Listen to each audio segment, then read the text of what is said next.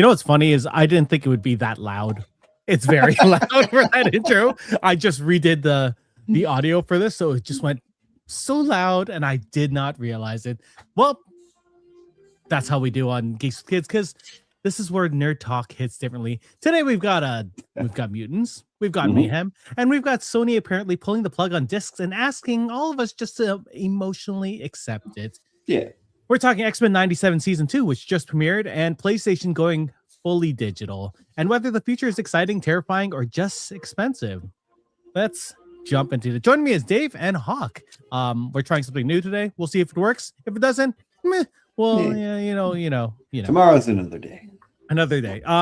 Let's start with PlayStation. So I'm gonna pop up the news here. So on January 1st, on good old Canada Day, Sony decided to announce that physical disc production would be ending in January 2028 for new games releasing on PlayStation consoles. So that means not only are we not getting discs anymore from them, all the discs that will be sold, or at least the cases that will be sold at physical stores like GameStop or Best Buy. But yeah, so Best Buy like steelbooks, right? What happens to the steel? So is it just they'll sell it, but they'll include a download key inside. What's the point of an empty steelbook? I'm a Nintendo fan as well, right? I have a Switch too, and there are versions of the Switch cases that are just download codes or cards that don't have the game on it, just download straight from the internet, which, as a fan, that really fucking annoys me. What are you guys' thoughts on PlayStation going fully digital? Does it change your mind about the system? Does it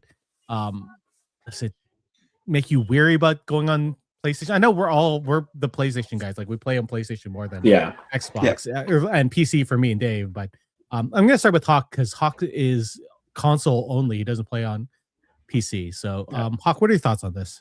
I mean, I've been a loyal PlayStation guy since 1996. I believe, when Final Fantasy VII came out. That was when I got my first one. And the first time I'm really thinking, no, this is just dead. It's just killed my interest in that, because, as we were saying, it's like, it's something being forced upon us. We didn't ask to go digital only in that. We didn't ask for these stupid boxes with stupid digital codes in that. Now, I bought games online and that, there's nothing particularly wrong with that. What I find repulsive is that it's no longer up to you whether you get a physical copy or a digital copy. Now, the big problem is that we've seen recently in that with companies licensing out these games, and that you pay your money for that game, you expect to keep that forever and that. And apparently that's not the case anymore. If they want, or if they don't want to continue updating it and that, they will simply remove it from your library. And, and really, what have you done? Is that a rental fee now? No, it's...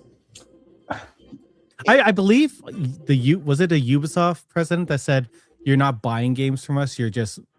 You're purchasing a digital license. Which has always been true. You don't own the code, right? But the difference is, that's why you buy from GOG, right? Because with GOG, you can download the exe, put it on your little USB stick, and throw it in a coffin with you when you die, kind of thing. You can actually take it with you, right? It's the same problem with things like D&D Beyond, right? Like, you don't have a PDF, you don't own that. They can take it away from you at any time. So yeah, like, it sucks. It's also so egregious because this console generation started with Xbox going, we're going digital only, and then Sony going, no, you have the choice. In fact, we're going to dunk on them so hard. Here's our video of showing how to share PlayStation games and handing you a disc. What happened to that, Sony? Oh, right, they're a corporate. It's no longer financially worthwhile to them, right? It's far enough. Like, that's so shitty, right? To just turn your back on your own. Yeah. The Sony president who did that, Sean Layton, is no longer there. And I know recently he went up and said that he didn't like the idea of Sony going fully digital. Well, he was there when they started digital, and he even said in one of his interviews, he was like, I remember when digital was like a fraction of the sales. Yeah. Right? Like, one of the reasons digital is obviously so useful is because it's convenient. You don't have to leave the house to buy stuff, but you also don't necessarily have to leave the house to buy digital or a disc, because you can go buy it on Amazon or GameStop or whatever online. And I don't know if you've noticed, I've noticed a huge price disparity between Steam and PlayStation. Yeah. Where like a game like Space Marine 2, really popular game, came out last year, 2 years ago, whatever, and it's $30 more on PlayStation. It's on sale on both, but it's just $30 more on PlayStation. Well, why would I buy that on PlayStation? That makes me want to buy it on a PC. I'm not going to care that PC is going to, it's going to cost me more RAM, or what, RAM prices are up. So building a computer costs more, but it's still going to be more. It's always been more cost effective to build a PC, but it's just making it even worse for you. Like it's making a console a worse investment. Mm-hmm.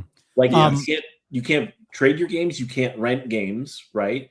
You can't trade them back in at EB. Like, what happens to EB? Are they just going to be selling codes? Like, they're just not going to exist anymore. I mean, they do sell codes now, but it's not a big part of their story. I mean, it's all Funko Pops. They're mostly going into Funko Pops and stuff too. Yeah. But I like the thing that I think of when I think of consoles is like when I used to trade games with my friends, or like my cousin who was younger than me. I'd be like, you know what? Play this game. You might not have heard of it. It's really cool. And that's how we got into like Final Fantasy and stuff like that. Like they weren't games that he played because he was younger and he didn't have anyone to, show him like this was back in the 80s when NES was around. So this was like Final Fantasy 2. But like I'm a PC gamer mostly now. And we have someone in the chat who's saying, personally, I've been on PC since the 2000s. And the last games I got physical media for were Half-Life 1 and Diablo 2. So that ship has long since sailed over here.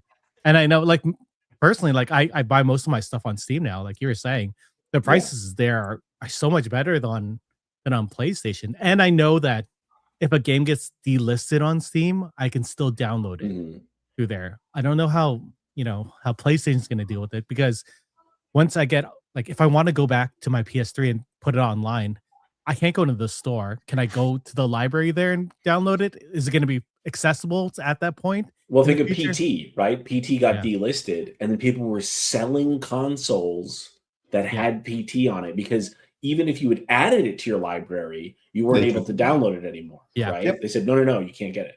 Yeah. So, what was it? Marvel's The Avengers, right? That was Eidos. Yeah. Same thing.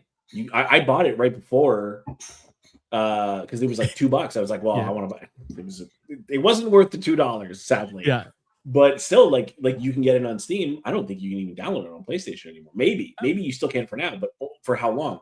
Not to mention, how much more of an iron grip will Sony have on the market then? Because they're already getting sued left and right for being a monopoly, right? Just like Google is and Apple are. Like everyone's getting sued for it.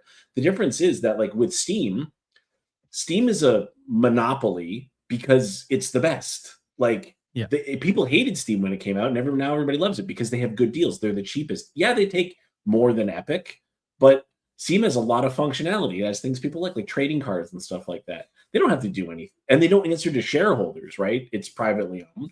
Sony doesn't have that, benefit.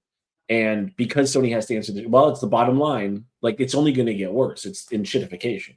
Mm-hmm. There is a question about on GOG, you can download the EXE. We talked about this at the beginning, and you can trade it with your friends. Is that sort of like how like digital trading is going to be on? Like, are we going to? No, they'll just get rid of it, right? Like, because they don't want it, because they see it as a lost sale, even though we all know that's not a sale, right? Like when you go, hey, you should play this game, and I go, well, that game's $40.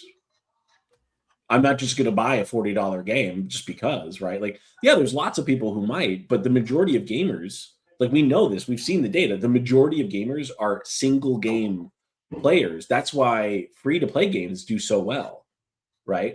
They don't necessarily make a lot of money because they need whales, but a lot of people play them because they don't cost any money to get into. And I know a lot of the people that I have in my family account for Steam are the people I'm like, you should try this game. And you can add like 7 or 10 people on your family. A lot. And you can change them out too, right? Yeah. PlayStation made it like PlayStation 4, early PlayStation 5. It was nice, right? Remember how easy it was to share games? Now it's really difficult. Like it's not like it used to be. Oh, set primary console. They can download all the games and play all the. No. You have to log in every once. So it's like Netflix. You have to have. Oh, are you sure you're in the same household? You need a code, right? Yeah, the Disney Plus is notoriously bad for that. I mean, this is why piracy has been on the rise again, right? And I don't doubt that the modding community for PlayStation is gonna like go into Yeah. full swing at this point. It's of what not you said. just cost, it's ease of access, right? Like we've said that time and time again. When you make things easy to access, then people won't pirate. But when you have to have 12 streaming services because you like one show from each, people like we had Crave for 3 months, and then we're like, okay, we watched. I was like, let's watch all the stuff we want to watch on Crave. Yep. Because we're not going to get it again because now we're on, now we have Prime for the next year or whatever, and then and then maybe next year will be Disney Plus, just because it's not worth it. Yeah. I got Crave for A Night of Seven Kingdoms. We got rid of it. Now House of Dragon is back, so I have it back for the next couple months. Then I will get rid of it again. Yeah, because it's just it. But it's getting the cost is getting so exorbitant. It's crazy. It's not worth it for me to not just like use my NAS. Yeah. It's just easier. It costs more, and yet, like the biggest complaint I'm hearing is that the filming community is contracting. It's like with TV shows, movies, everything, and that it's contracting. I don't know if you guys heard.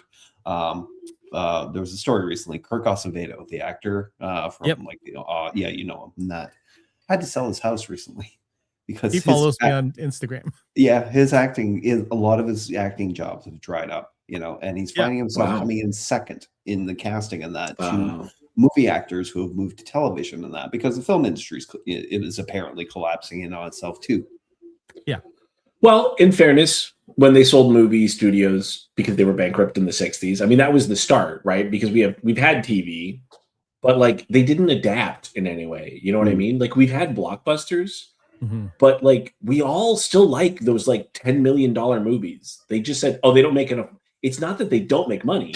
It's that they don't make that whole theory was blown out of the water. You know what I mean? Where it's like, make a movie for $10 million. If it makes $25 million, you made $15 million. And they go, yeah, but we need 100 extra because we have to do it for our shareholders. Yeah. Everyone's looking for that Marvel money, but even Marvel's not making that Marvel money anymore. Like Blumhouse just literally filled that gap with horror movies, whatever, with thrillers and stuff like that. Yeah. And they're crushing it. They're making because they make 30 movies a year that cost a 50th of everybody else, and then they all make 250 million because they're all fun movies, right? Yeah. Like A24, they don't make expensive films, but they're always good films. And it's literally we've had the fall of the AA studio into the rise of AAA into AA. And now the AA, right, for video games is starting to collapse a little bit because all the AAA people are trickling down into games like Helldivers and stuff like that. And it's like, we expect AAA quality, blah, blah, blah, but it's a $40 game. And then what's thriving? Indie games. But now the indie game market is getting flooded like crazy because so many people get laid off. Well, they're good at making games, so they go make an indie game. Like it's going to be the same. It's this, that's why YouTube got flooded. Like why are people like Will Smith on YouTube? Yeah. I mean, so Hawk, what does this mean for you? You're a gamer. You and your brother game a lot. But you guys are mostly PlayStation. Like, this makes me not want to do like PlayStation Plus. You know what I mean? I know. Like they've already raised the price so much. Yeah. Yeah. Like without, what does it look without what does like gaming look any like? sort of reciprocity in what you get for what you're paying, right? So you're basically just paying more for the same license you bought last. And you have to pay it to keep it. Yeah. So as far as me, really, I don't know. Honestly, this year I found I've gone back to older titles and that I hadn't even finished yet. And that I just actually got to the end of Final Fantasy VII Rebirth and that I haven't beaten it yet, but that's where we all got. Well, Hawk, I have the disc of Final Fantasy 16 if you want to play. I really liked it. Yeah, I think we all played it, didn't we? Yeah, that's one with Clive, right? Yes. Yes, I played that. It was great. Honestly, I'm a little up in there. I don't know what the future is for me in that. I don't know if I want to move on to another platform. I don't know that there's going to be any platform that's really going to offer me anything more than like PlayStation is willing to offer at this point. So what if Xbox is like, we're going to still make discs? Would that sway you over to the Xbox realm? Again, they're in the same boat, though. I think, as Dave said, don't trust the corporations. Why? Because corporations just basically, they want to be number one in that. And like being number one means killing off every ounce of competition in that you have. this directly impacts like the people the actual people and factories and workers and that whose jobs are making these mediums and that. So that's just for that alone, it's just it's just terrible. It's just terrible all around. I don't know. I don't know. Maybe it's time for me to get into a PC. If they've followed through on that, maybe it's actually time for me to go the PC route. Well, say the next console generation comes and the PlayStation 6 is $1,000 and a Steam machine is $1,000, and the Steam machine won't be as powerful. You have all the access to every Steam game, which includes all the same free-to-play games. The difference is you don't pay a monthly subscription anymore, right? You can play Apex Legends, you can play whatever, Dota. Well, Dota's not free, I guess, but like you don't have to pay for those anymore, right? Is that like how much is that worth to you? Because the Steam machine looks probably close enough to a PS5, not a PS6 necessarily. Yeah. And I mean, who knows what Steam machines come out this year now? They're out. They're out. Yeah, they're coming out this summer. People have them to review, but yeah, I know. Is it a matter of bells and whistles and like pretty pictures and that like that draws me into games? No, not so much anymore. Because you guys play Call of Duty, right? No, not so much anymore. Okay. Not so much anymore. No, no. It's just it's the repetitive of the situation. It's the exact same thing with Destiny and that. It's just there's only so much PvPing you can do in that, where it's just like, okay, I'm really just wasting time here. I'm not doing anything I haven't done a million times before in that. And Call of Duty is the exact same thing in that. It's like it's just this endless, get tokens and that, maybe like earn a bit of that COD money and that for like a cool outfit that's out at the time. But like other than that, nothing changes. It's just how do we get you into Battlefield with us, Hawk? Battlefield's so much fun. I've got almost 300 hours into 6. It's good. I know my brother, our roommate Quinny, and that is really into Battlefield. He's on there every night. Actually, Battlefield is a way better game. It is. That's just for the plethora of like roles and assignments and the updates vehicles are free. Yep. I will say one thing, because Call of Duty does have co-op modes still, right? Like it's had single player co-op. They still do zombies a lot. Like there is that, and obviously Battlefield doesn't have that. Battlefield is very much a PvP, but Battlefield introduced bots this time, and honestly, they make the game a lot better. Get a little bit of the Titanfall feel again. Just because you can mow down bots. That's what was fun about Titanfall. There's that Titanfall 2. Impulse? Impulse is out. Yeah, so that's out. Yeah. You can always head over to that. Right? You never know. All right. Any final thoughts on the Sony going digital? I mean, we'll see what happens. Like, I don't know. There was this episode of Hacks in the final season and that where basically this guy is explaining to the writer, what's her name, Ava, and that AI is here and that, and everybody's just got to get on board with it. And she compared that to the philosophy of I don't want to say the word, but someone who essays other people. That is the mentality of Sony right now, and a lot of other corporations and that. But tonight we're just going to focus on Sony and their greed, and that same old rhetoric of it's like it's the inevitable, it's coming, so you just better get on board with it.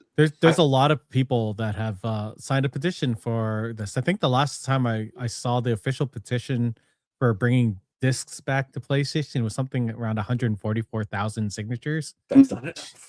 That's not enough, but it was pretty fast considering that just started 5 days ago. Like when this announcement came out. Yeah.